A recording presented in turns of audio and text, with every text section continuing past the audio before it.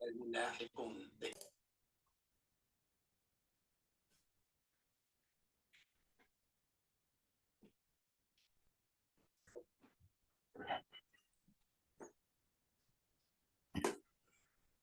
alaikum, brother. Alaikum salam, my brother. How are you this morning?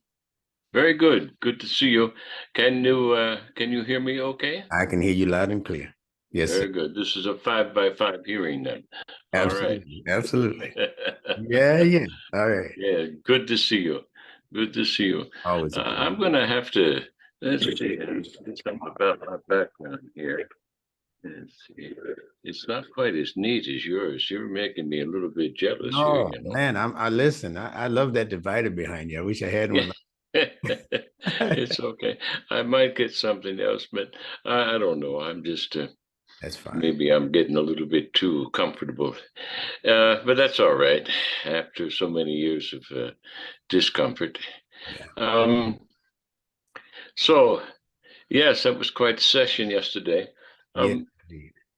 Bismillahirrahmanirrahim, with the blessings and at the invitation of Allah subhanahu wa ta'ala, with his guidance, we once again meet to discuss things of importance to ourselves and to those who choose to listen to us by God's grace.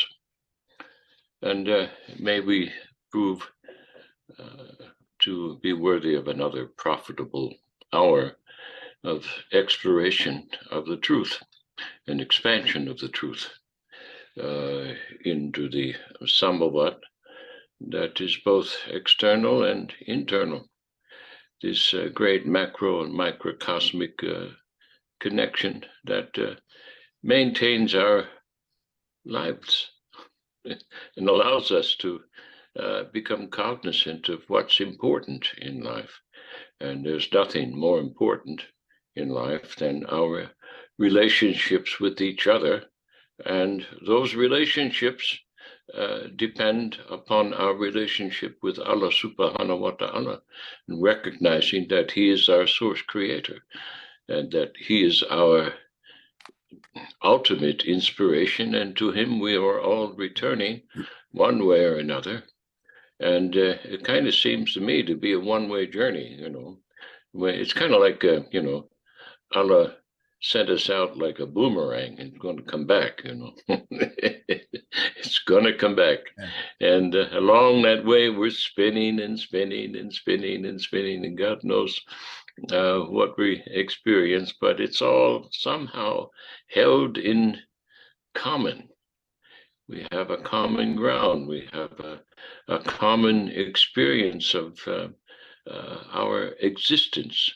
And we have this thing in common that we call, Islam calls fitra. And this fitra is constantly, it is a force, it is a knowledge, it is something that is deeply ingrained in our being that commands expansion, commands movement, commands eternal learning, eternal how I don't know how to expression of itself. It's like a tree that never ceases to grow. And even when it reaches its fantastic height, it still expands somehow. It becomes thicker, it becomes more fruitful, it becomes more of a house for other living creatures. I mean, if you sit on fitra and you don't let it expand, something's going to break, something's going to burst, you see. And what we're experiencing in the world is this bursting. It's bursting all over the world in different forms of fitna, because it cannot really be suppressed without having some adverse consequences. If fitra is fertilized and allowed to grow in the garden, okay, which means we have to Well, you know, a garden isn't something that just happens. It has to be sort of planted and expanded and cared for and maintained, um, and has to be watered and fertilized and all these sorts of things. So we have to aid the expression of this vita and for the glory of our source creator and for the glory of ourselves. Am I getting um, idolatrous here? No, no, no, no. We are an expression, a mirror image of that glory. What's wrong with that? There's nothing wrong with that at all. Because isn't it something that brings us joy when we see the glory of God on the innocent face of an infant? Absolutely. Yeah. Of course it is. And do we not like to see that innocence reflected in the purity of an adult who's succeeding in expressing their gifts according to Vita?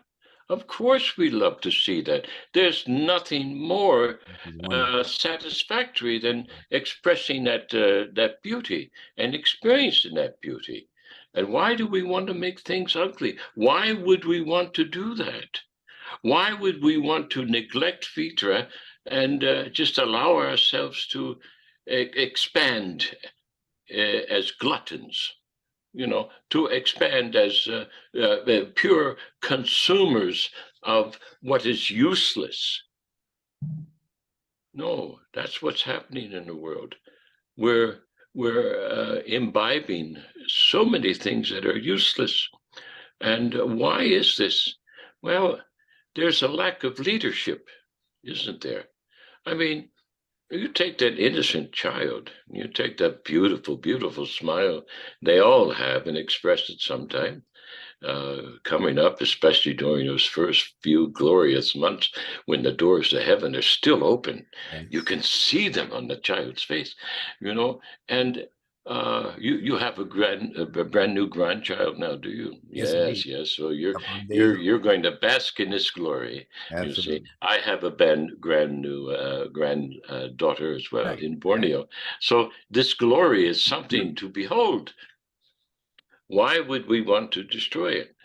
Why would we be so careless? Why would we not engender that beauty Uh, and help it to develop in the way that it should go? Why would we not do that?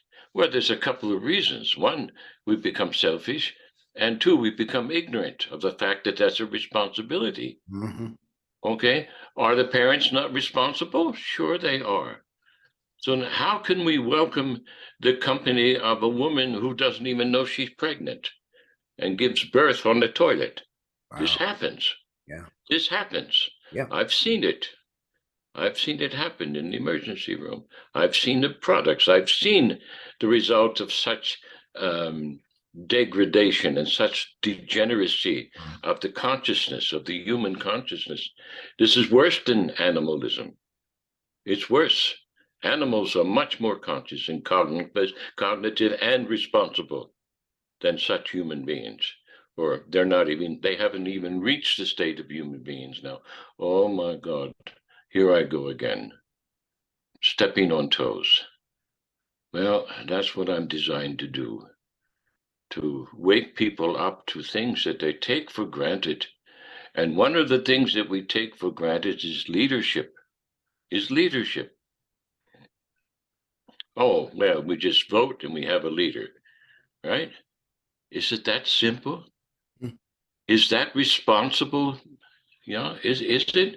We vote for all these strangers and we think we've done something responsible. We think this is the kingdom of God, huh? Democracy, is it? No, I don't think so. I don't think so, dear brother. And we touched on this yesterday in our South African webinar, and I'm bringing it up again today because it's so fresh in my heart and on my spirit and in my mind. I want to see what it is we can draw on, what wisdom we can draw on from Mm. Nunetics to understand the concept of leadership here. And because it's lacking. The world is under false leaders, is being governed by false leaders. Oh, they're leaders, true enough, but they're not the right kind of leaders. And we've allowed them to take the reins. Our sons and daughters and our votes have allowed this. Our submission to their system, their antichrist system, has allowed this. And they are destroying the earth, and they are destroying people. They are destroying the truth. They cover it up whenever they can, and they are repressing Fitra. So much so that you cannot see that smile reflected on the adult anymore, almost anywhere you go. It's very, very rare that you can actually see this smile and see it reflected in its innocence, in its purity of intention to serve God Almighty. It's not happening. Oh, we have plenty of pious folks going to church and saying the right prayers, pronouncing the right words, doing the right rituals. But where's the smile? Where is the fruit? You see? Oh, they're going to have a Thanksgiving dinner. They've just had it and they've celebrated what they think is thanks to God. For what? For celebrating another lie? Because that's what Thanksgiving is. It's based on another lie. And how can you sustain Fitra? How can you sustain the purpose of that innocence and beauty if you're going to base your family celebrations on a lie? Or you're going to base your family celebration, your national holiday, on a act of genocide, on a subterfuge that drew people in to murder people who had helped these original pilgrims, right, if you want to call them pilgrims. Yeah. They murdered the people that kept them alive. Why? Because they were superior Christians? Well, that's no different than the superior Zionist, is it?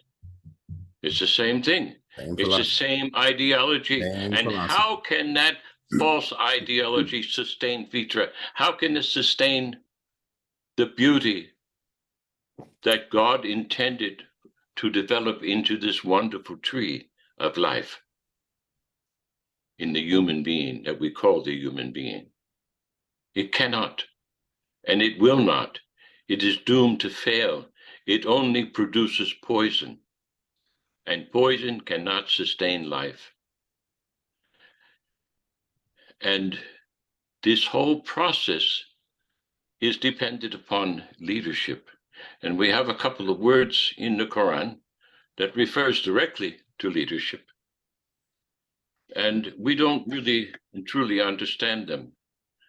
And so for the sake of ourselves, for the sake of reminding ourselves of the truth, and for the sake of our listeners, dear brother, I'm going to ask you to review what it is that Allah has placed in you as wisdom and as knowledge regarding the words that are used in the Quran to represent leadership, leaders, Amir, Emir, Caliph, these words and whatever else comes to mind, dear brother, because the Ummah is confused and they're kowtowing to the wrong leaders who are asking them to do the wrong things, who are commanding them to do things which are useless, things which do not fertilize Fitra and do not allow it to grow into this magnificent tree called the human being. So with that having been said, dear brother, inshallah, please guide us, please teach us, instructor. Bismillah ar-Rahman ar-Rahim. With Allah's signature, the merciful benefactor, or the merciful redeemer. And Allah only signs off on that which is merciful. So we're going to talk a little bit about leadership terms in the Quran. I think that's a good name for this session. Leadership terms in the Quran. And you've said so many truly wonderful things already that we can almost just give greetings and go about our day. I'm really enjoying your discourse, your ideas. They're stimulating. And that's how I know that I've run into another true human like myself. Because if what people are saying to you and around you is not thought provoking, then you're in the wrong company. Mm. And I tell my children the same thing. When you get too caught up in nonsensical television and computers and games and all of that, then you're way away from what Allah intended for you as stimulation for your intellect as He created it. And that's where we need to be consciously aware of our growth and development, that Allah has created a universe of signals and sigils and symbols to stimulate that intellect. So if you're not getting that, then you're simply living your life in a graveyard. Yes. That's what Frankenstein was all about. Yeah. Taking those pieces and sewing them together, they put you in a lightning bolt and all, oh, yes, master. But that's what they want. They want a slave. They don't want a true human. So let's talk about what constitutes true human life. And I spoke on it extensively, actually, in last night's university online learning course class, which we have, as you know, every Sunday evening. And I was going through the steps of development for things that live versus things that are inanimate. So the expression of creation for us on this earth begins with the mineral existence. And minerals do not have any movement on their own, seemingly. They don't have any movement on their own. If you want a rock to come from there to over there, you have to pick it up. Some outside force has to motivate it, has to pick it up, has to carry it. So an outside source has to be responsible for the movement of the mineral. But that mineral is in us. It's in the word, actually. Mine. I'm only concerned about what's mine. What's yours? Yeah, everything. You see, that's when you get into that whole thing about the God in me, you know, and all of that foolishness, right? So no, there are two concepts in that word. There's one that says everything is mine, and that was Iblis's mentality. We'll talk about that little rascal in a moment. And the word minor, spelt a different way, but minor means not adult. So when you refuse to accept adult responsibility, you've consigned yourself to the world of minor things, things that you gravitate towards, and the things that are gravitating towards you are going to be minor things, not major things. So we have an expression of that in people on this planet who chase on a daily basis minor concerns. Racism, whose race is better than the, you know, that's Iblis. See, Ana khayrun minhu, I am better than him. That's his whole mantra right there, in a nutshell. I'm better than him, that level of arrogance. And it is arrogant. He said, Allah says about him, about Iblis in the Quran, that he became astakbaru, from kabara. He was great. He was big. Astakbaru is the greatest extension of that verb, kabara, right? That he in his mind, actually is what it means. It doesn't mean that he became great. It means he saw himself as being great. Yes. They translate it as he became, what's the word for it? When you become overly arrogant, right? You use the word expansion. We become involved and overly involved in our own personal expansion. Decades ago, they called it the me generation. You remember that? Yes, I remember that. Everything was about me. So expansion concepts in the mind will eventually lead to expansionist policies and ideologies and philosophies in the world, which is what present day so-called Israel is. It's an expansionist policy and politic. Yes. Yes. But Muslims have the same and have had the same mentality for over 1,000 years. When they left where they were, as you spoke about yesterday, they weren't supposed to be leading in Egypt, the Arabs. Right. But they also had an expansionist policy. Yes. Because they bought that lie from the same people who today carry that expansionist policy. We'll start here, and I'm going to make this land what? Mine. You see, mineral. I'm going to make this land mine. But I'm going to expand so that when I reach your shores, your land will also become mine. Yes. And that's happening in the world of so-called leadership because they're seeing the world as their personal fiefdom. Yes. They don't care who they have to kill. They don't care who has to bleed. They don't care whose sons don't come back from the war. They don't care. So that's one level of leadership. That's the mineral, the miner. And we know the miner is also a person who digs in caves. He's busy in the darkness of the cave, digging for gold or for diamonds. Why? Because he wants to enrich his personal kingdom. It's all about what's mine. Yes. That's the mineral, the mineral in humans. The next step of development is in the plant life. The plants, you can see it in the word plant. The plant has a plan. The mineral doesn't have a plan to move from here to there. It just has a plan to make sure that everything here reflects its glory.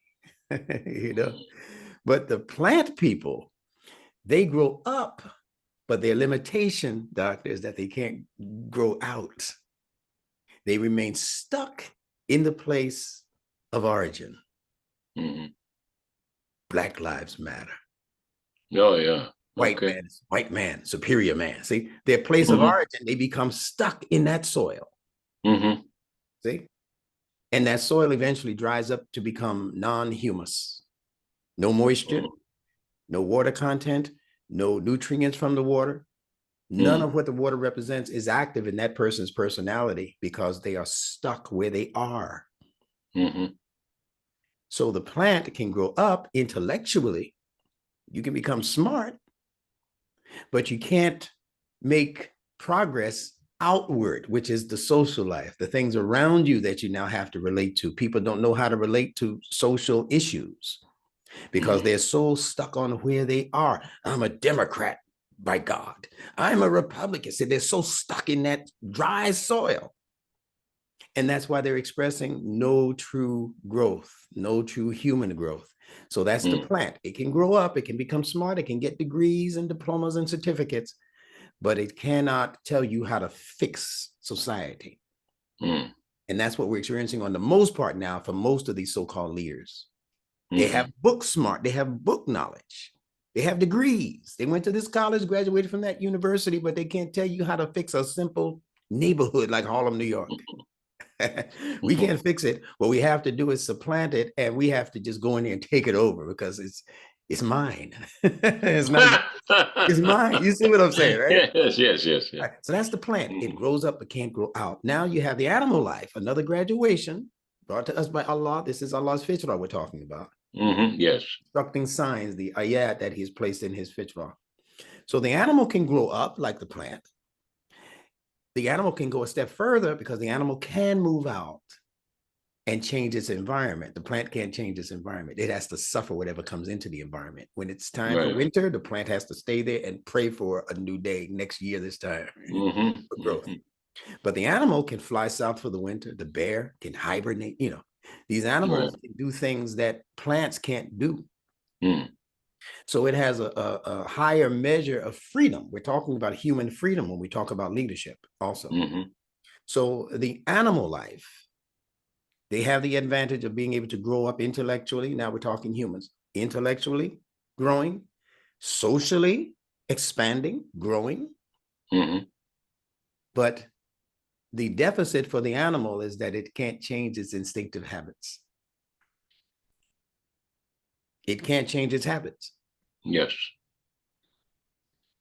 Now, why is that important to understand? Because the human being was created by Allah to be a creature who can modify its own instinctive drives. That's what Ramadan is all about. Mm-hmm. Yes, your body contains instincts that say, feed me, Seymour, feed me. Huh? Or I'm thirsty, I need to drink.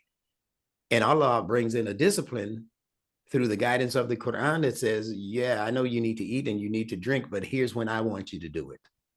So what is that doing? That's disciplining your instinctive drives. Mm-hmm. Because we all have an instinct. As soon as we get here, we want to drink mama's milk. We want to, eat pablum or whatever it is they're feeding Mm-hmm. us. And we have that as an instinct. And if you don't do it, the baby will have a hissy fit. Yes. So now you have to decide, dear human being, whether you want to be a baby with a hissy fit or whether you want to grow up into what the Quran calls a true human. And nas or al-insan or bashar, all of these terms are terms for human. So you have the animal, it has its advantages, but it has its deficit in that it can't change its habit. Now, when you become a true human, you can only do so because you have learned to discipline those habits, to discipline and change those habits when they're negative habits, to control the instinctive drives in you, even the instinct to get angry at something that is just nonsensical and you don't want nothing to do with it. You have to also be able to discipline that anger to say this is not the appropriate place to address that issue. So you don't just go off at Walmart, because somebody took the last can of corn, You have to learn to discipline all of that, what tends to be emotional issues in front of you, emotional concerns. I'm mad at you. Or, oh man, I'm so in love with you, baby. And in the middle of Walmart, once again, they're practically having sex in the aisle. Yes. You understand? They're rubbing on each other and feeling on each other. Can they go home with that? Yeah. They're animals, because animals will do that. You've seen dogs humping on dogs right in the street. But that's dog nature. That's not human nature. So when humans do it, they're consigning themselves to the animalistic levels of development. Now, the true human that all of us should be striving to achieve is the human being who is conscious. So you have to be conscious. You can't be going on the subconscious and what the subconscious is dictating. You have to go on what you are consciously able to evaluate, and then you have to make a choice. That's what conscious means. Con means with, chis means choice or choosing. It means the things that you do with choice. So when you look at something and you say, I don't want that in my life, I don't want that in the life of my children, and I'm willing to stand on this and I'm willing to die on this, that you're not going to do this to me and my family. I'm not going to accept this from you. I'm making a conscious choice. Yes. That's how you grow humanly. Now let's get to just a couple of terms concerning leaders. The first one is that Khalifa we were talking about yesterday. Yes. That we banter about without really understanding the Quranic context for that word. The Quranic context has nothing to do with political rulership, as they've deduced it to be in the term caliph or caliph. And first of all, Khalifa is a feminine word. It doesn't mean it's a female. It only means that it operates principally based on a feminine principle. What does a feminine principle do? It takes things into itself for growth and development. Yes. It allows things to gestate within itself. Yes. But if the self is not conscious, as you said, you'll end up having that baby on the toilet, as you mentioned, see? Or you'll end up feeding yourself certain things if you're not conscious. As a mother who has a developing life within her, you'll end up eating all of the wrong stuff that contributes to problems in the future of that child, if that child is even born. So that's the Khalifa. The Khalifa begins in you as an individual. You are your own personal Khalifa, as you mentioned yesterday. You are your own personal Khalifa. But a Khalifa is in its immature state in the same way that the early life of a child is still trying to figure things out. That's why the angels were concerned about the shedding of blood, metaphorically speaking. Yes. Make one who's going to cause mischief and shed the blood. Well, that's how they see children. You got to keep your eye on that little guy, man. He'll knock something over, he'll hurt himself, or he'll end up hurting you. You put a baby too close to your face, baby will poke you right in the eye. Yes, and laugh. Because a Khalifa is an immature creature, not a mature creature. So the Khalifa is not the end result for leadership. It's the beginning of leadership. It's a principle. It's a principle of development that establishes a particular discipline. Yes. Okay. Once you have achieved that discipline, you move from becoming Khalifa. Khalifa just means one who comes from the rear to the front. That's what Khalifa means. Yeah. Right. So you came from your mommy's belly and now you're out in the world. So you're a Khalifa. Mm-hmm. The baby is a Khalifa.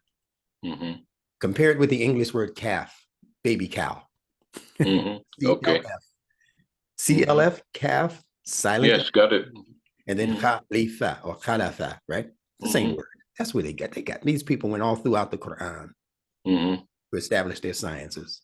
So that's all it is. It's a creature destined for growth and development, but you got to watch that creature because it'll take everything that you have and make it its own because it's in the mind stage.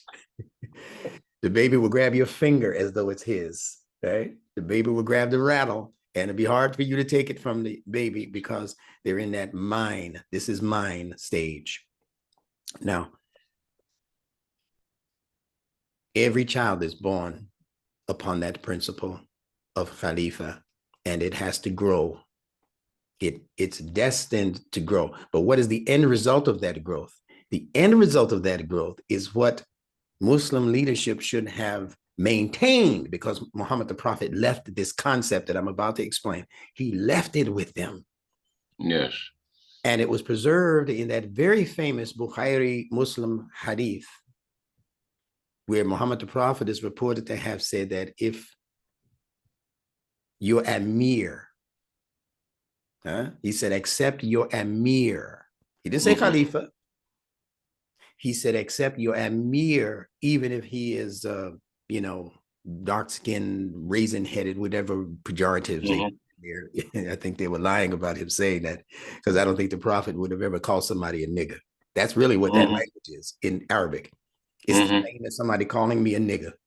Yeah. Raisin-headed, dark son of a slave. You know what I'm saying? Yeah. Muhammad the Prophet, that's not his modality. That's not his mentality.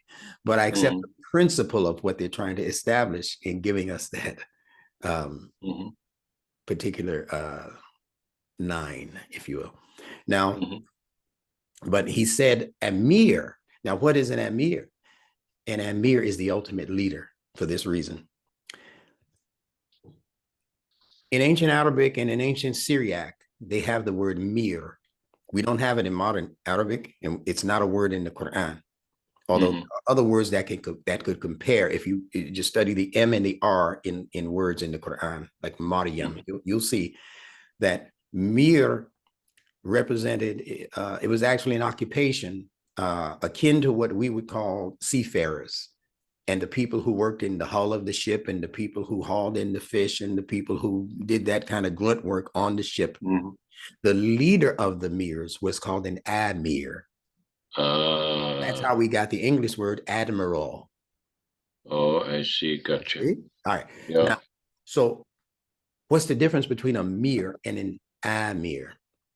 The A on the beginning of amir, that A sound, A, is what is called the A negative, or the A, what's the other term for that?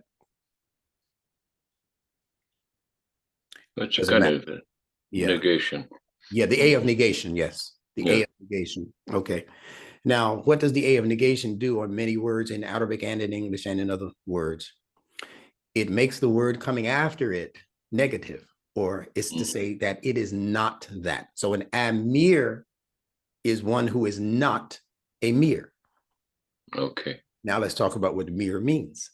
Mir, it represents those people who are bound to the water and the vicissitudes of the water, the waves, they have to suffer that. All of the things that the ocean and that turbulence in the ocean presents to the mind of the person who's a mir, who is a mir, they just have to suffer it, like the plant has to suffer its environment. So mir represents turbulent movement in the water. M, letter M, meme, in Arabic and in English, means water. And even the way we draw it is just a symbol of waves in the water. They got that from ancient Egypt. Okay, gotcha. The R, Ra, represents movement, and Movement, right? fast movement. So Mir represents the fast movement taking place within water. It creates waves. Yes. And we know waves can also be created from winds, from an unseen force pushing on the waves, right? The Amir is the one who does not subject himself to that. The Amir is the one who has disciplined his intellect and his knowledge of things enough to be able to master the waters. So the Amir is not being moved and swayed and blown and pushed by the waters. What are the waters? The emotional nature. See, this is a lesson in psychology now. Yes, of course. Amir is the leader over his and her own emotional direction. Not dictated to subliminally through subliminal seduction to buy that or to love that or to have sex with that, even though you don't even know her name yet. You want to have sex. Yeah. See, that's the mirror in you. That's the emotional instability in you. You have to become a leader over that. And as you know, I or A is the leading alphabet in most alphabets. It's the first letter because I means leader. So I'm the leader over the mirror. First in me, and then I can do that for groups of people, for organizations, for nations. I can be an Amir. That's why Muhammad the Prophet, I believe, left that term with them because it's loaded with the proper instructions for how to be a leader. Not a dictator, not a dictator, a leader. Yeah. Orders have to be directed. You have to be able to build canals and waterways that lead to the safe movement of that water, because that water is designed on the most part to take your commercial life across the ocean. Yes. Exchange, human exchange. That is all a part of building up the human being's social nature and his nature to go out into the world, meet other people, exchange. You have this, we don't have it. We have that, and you don't have it. Let's do a fair exchange. Let's barter. See, that's the beginning of that. Yes. And the Amir is the master of knowing how to do that. Now, when they gave up the Amir for the Caliph role, they actually reduced themselves from being a budding adult intellect to becoming a child again in the world. And if people don't believe that, all they have to do is study the history of those people who began just out of nowhere calling themselves Caliph, including those 4 Sahaba that we speak about so reverently. And it takes nothing away from them. It just says that they weren't at the stage of development where they understood that. And they were desperate, beginning with Abu Bakr being established as the first caliph. They were doing that because they were desperate for people to hear them. There was so much turbulence, and you broke it down so spot on yesterday about the history of what happened there, Uthman and these people and what they did, all of which was not glorious. Much of it became that expansionist mentality when they left Mecca, Medina as the centers of al-Islam in the world and established, or allowed others actually to establish the center of Islam in some other part of the world, in Damascus or some other part of the world. That Muhammad the Prophet never said, go conquer those people. The Quran is against expansionism. The Quran is against the establishment of empires. So how the Sassanid and all of these other empires just started popping up after the demise of the Prophet is questionable, at least. And the very fact that we want to conquer nations in today's time, take over nations, smaller nations, wealthy nations, is indicative of that same poison mentality, as you called it, the toxic mentality that wants to take its toxicity and make sure that your waters also become polluted by it. Speaking again about your mind and your emotionality. So they attack you on the level of emotionalism. They attack you by riling you up emotionally to the point where your rational mind becomes deadened or muted and has no expression. So the idea of a Muslim saying something rational No, the idea of a Muslim questioning the logic of something they're asking them to do. No, we can't have that. We are your sheikh. We are your mufti. We are the ulama. We make your decisions for you, you chump. Yes. And that's why we're suffering in the world today. And I'll leave it at that. Oh gosh. Well, this is a lot to contemplate, and I suggest that our listeners go back and rehash this and listen again to what it is that Instructor Bilal has just explained to us. Because what happened then is this concept of the heifer that you explained in previous discussions became the caliph. And the development of the heifer never reached maturity. And already just whoosh, caliph. Well, it wasn't really developed yet. So the use of this term as an office, as a political office, is first of all erroneous, because it's not a political office. It's a state of becoming. Yes. Beautiful. It's not a state of being. Beautiful. It's a state of becoming. So that means that you placed an office, which is an office of becoming, in a seat of being. You see, and this is like boy king. Say again. The boy king. Yeah, the boy king. Yeah, exactly. It's not that these men were not mature. Of course, they were mature men, but they were immature Muslims, immature spiritual beings. Yes. So immediately this whole enterprise of expansion occurred, but before the expansion occurred, there was division. And what is this? What is this thing? This, although they were mature, emotional human beings, you might say, they were mature. They were immature in the essence of Islam, because they still were occupied with this mine thing. This is mine. This is mine office. I'm the authority here. You have to pay the tax to me. So I'm going to send out other people and force you to pay the tax. Well, that's like the IRS, you see, and they're already in position where they have a pseudo legal position, and the IRS is in totally, completely farcical and illegal institution. It's unconstitutional to begin with. Non-federal. That's right. So this is a major error that the original caliphs, the original righteous leaders made. It's not that they weren't trying. Of course they were trying, but they were still in this process of becoming. It's like biting off more than you can chew.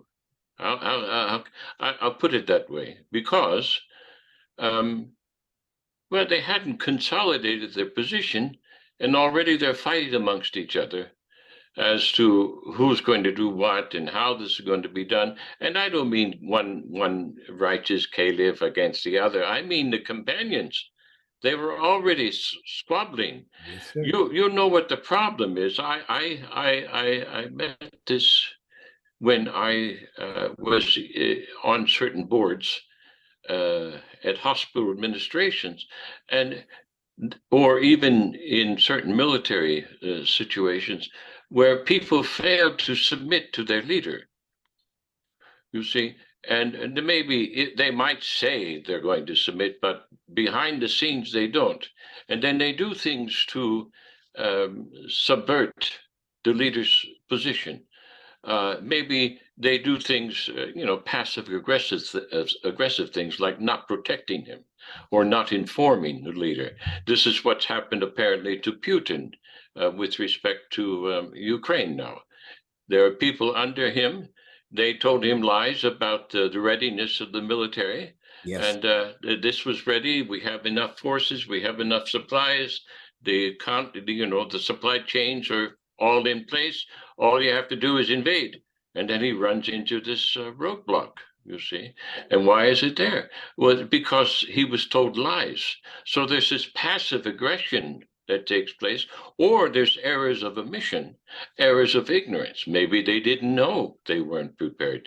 Maybe they didn't know their own subordinates had already stole the ammunition and sold it off to somebody else, Mm, or sold the food supplies to someone mm, else.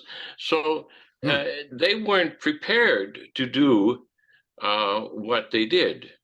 And because they weren't prepared to do what they did, they were still in this Khalifa position of becoming, and they hadn't consolidated their own position. They expanded before they were consolidated, you see. And what that just invites failure. You see, as a military tactic, that invites failure, because you make some progress. Say you take a hill, or take a particular piece of territory, you have to consolidate and strengthen that position before you move on to anywhere else. And Islam is not meant to be said, was never meant to be spread by the sword. It was meant to be spread by conviction, That's right. by informing your neighbor, Yes. and then allowing your neighbor the freedom to choose, as you just said, to choose, to make this human choice, whether to submit or not to submit. Okay. And if they choose not to submit, okay, that's all right. You go your way in peace. You only fight them if they choose to fight you, Yes. That's not to not pay taxes. that's the You Quran. That's see? right. Teaching. Oh, so they chose to fight them because they didn't want to pay the tax. Well, that's an error. That's a major error. You see, and that did not help them to consolidate the position. So I'm just expressing these things now because, many of our listeners have believed the hagiography. They Mhm. had believed in the sainthood of these human Yes. beings, Yes. of these Yes. humans who had just made serious mistakes, fundamental errors in judgment, in their position of leadership. They weren't prepared to do. They were prepared to consolidate their position, but they didn't do that. They expanded right away.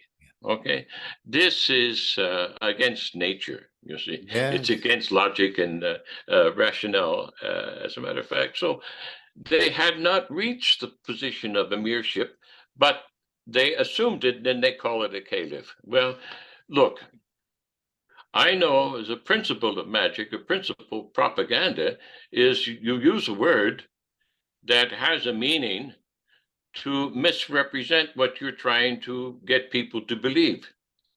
You see, so if you call somebody the caliph and you you misinterpret the meaning of that thing, then they're going to think, oh, here we go.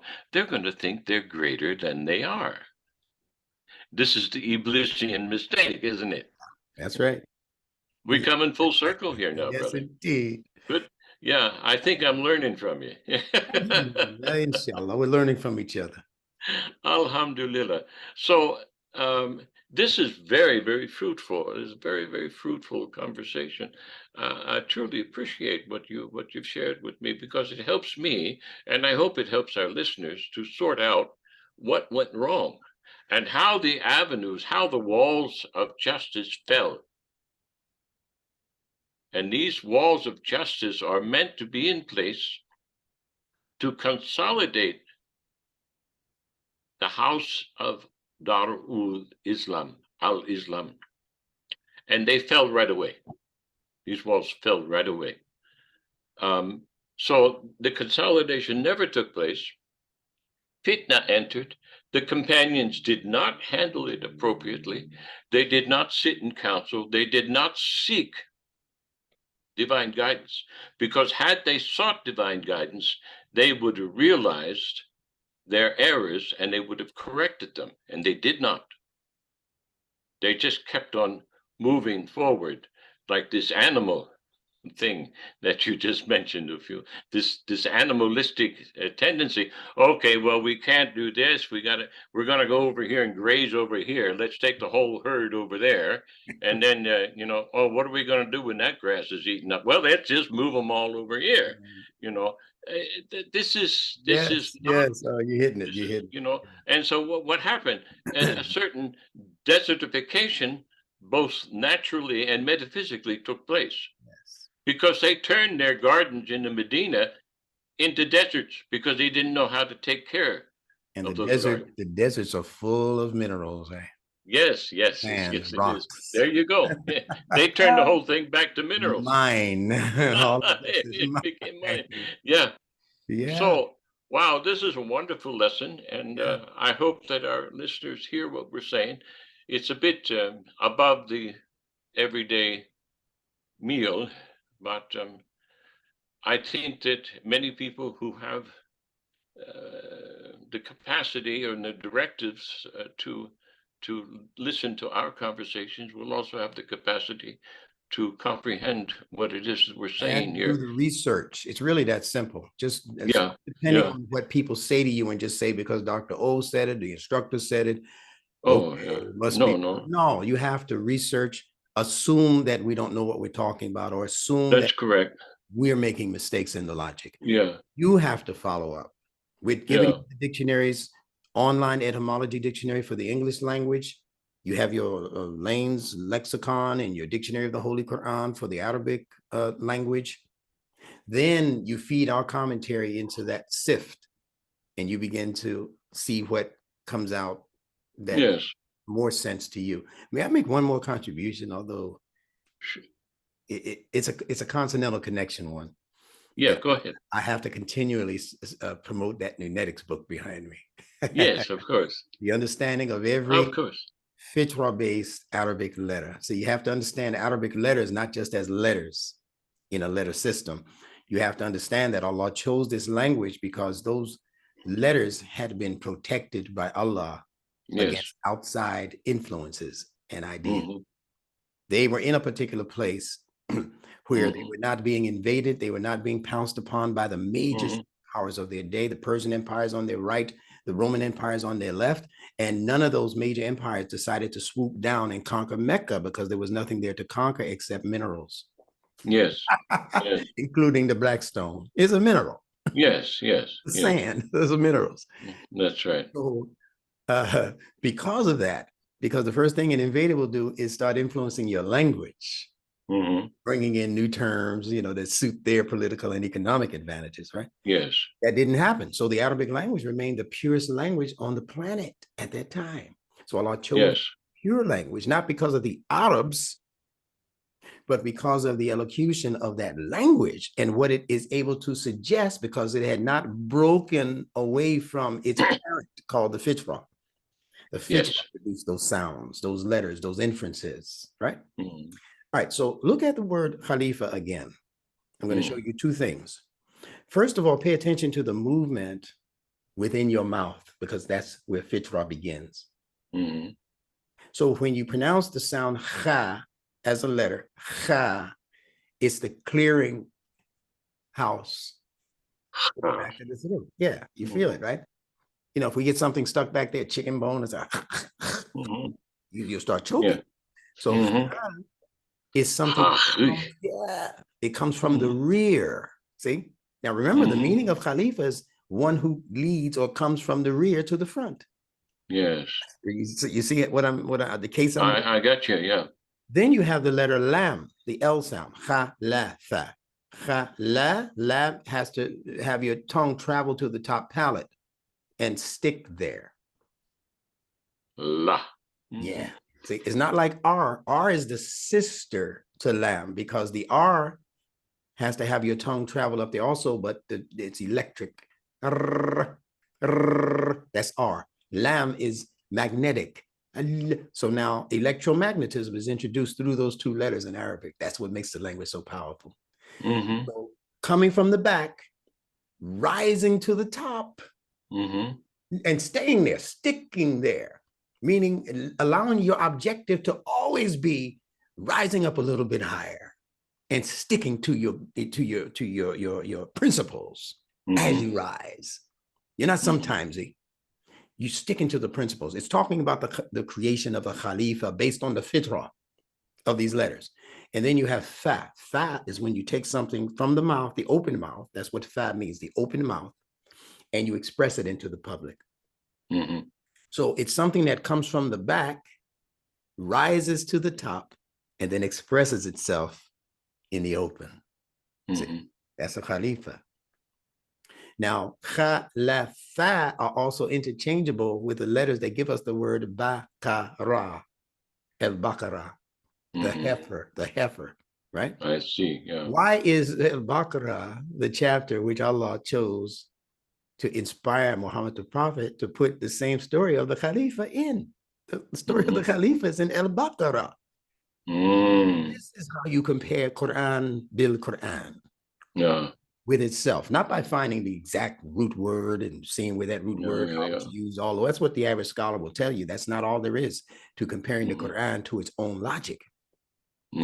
So the B in Baqarah interchanges as a labial sound, lip sound, with the tha in khalafa.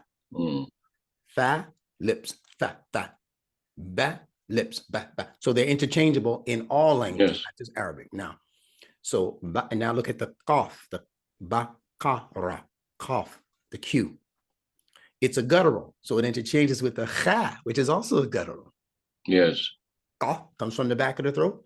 Kha comes from the back of the throat. So you can interchange them. So now you have ba, ka, and the last one is ra. And as I said earlier, ra interchanges with only one other letter, and that's the lam, el, because they both have to travel upwards. So khalafa is also the cousin of bakara. It's not exactly the same, but it means you're going to have an underlying theme, just like you have an underlying genetic theme in your cousins and your uncles. So they're not the siblings, but they're in the family. Yes, they're in the family. That the Khalifa is in the family of what Allah is establishing about the Baqarah. Now you can compare those two stories. You see? Yeah. So the logic remains consistent when you understand these things nunetically, or according to the system of nunetics.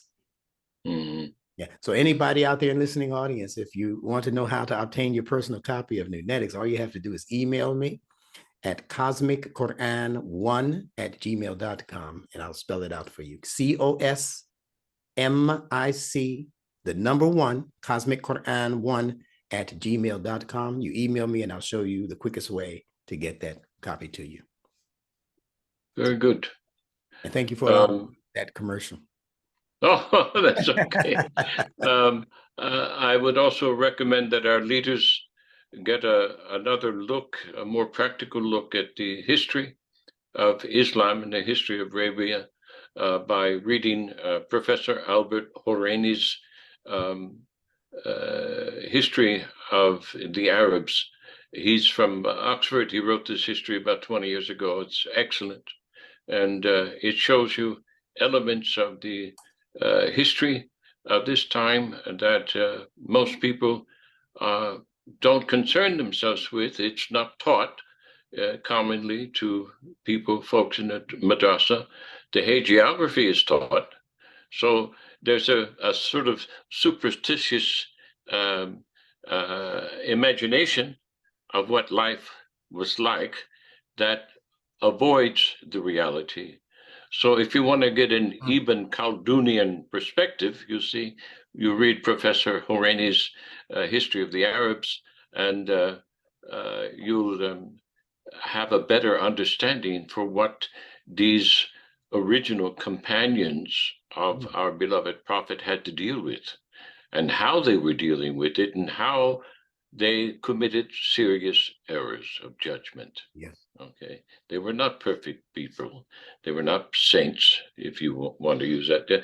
Let's get away from papism and the Catholic impression of what Islam represents in the minds of many, many believers. And I say that advisedly because these are believers, but they're not knowers. Mm. There's a difference. Oh boy, maybe that should be our next conversation. I have a lot to say Yeah. about that. Yeah. They're believers, but they're not knowers. And there's a Right. big difference. And I'm not talking about Sufi sheikhs who think they know. Right. I'm talking about people who actually do know what they're talking about and don't paint these wonderful otherworldly imaginations. Yeah. Let's deal with the world that Allah has placed us in before we consider any other ramification here and hereafter.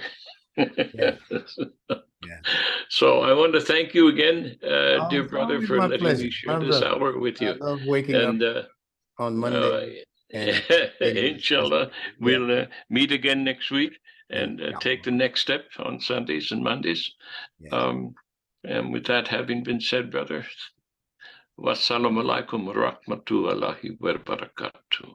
Alaikum assalam wa rahmatullahi wa barakatuh, and enjoy this beautiful day, you and your family. Thank you for being with me once again. Will do. Session number 19, for those of you who are counting, Meeting of the Minds, part 19. And thank you, Doctor, for reposting many of the video of these sessions on your site also. I'm getting a You're lot of welcome. good feedback from people who are discovering us on your channel. We Very appreciate good. that. Excellent. Thank you, sir. Have a good Bye-bye. day. All right.